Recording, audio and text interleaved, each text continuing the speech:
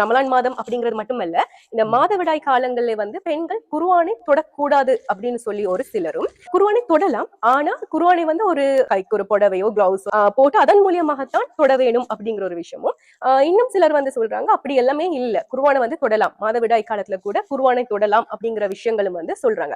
இப்ப 3 விதமான கருத்துக்கள் இதுக்குள்ள இருக்கு. இதுல எந்த கருத்தை ஏற்றுக்கொள்ளக்கூடியது? நல்ல ஒரு கேள்வி. அண்ட் உங்களுக்கு தெரியும், இது இப்படியான கேள்விகள் வரக்கு நாங்க பாக்குறது அதிகம் உலமாக்கள் அவங்களோட முடிவு எப்படி எடுக்கப்பட்டிருக்குதோ அந்த முடிவோட நாங்கெல்லாம் ஒத்து போறதுதான் இருக்கும். அப்ப எங்கனைக்கு பெண்கள் டிரெக்டா குர்ஆன மாதவிடாய் காலத்துல பிடிக்கிறன்றது ஆகாதுன்னு சொல்லுவோம். Not like that. They have to wear the gloves.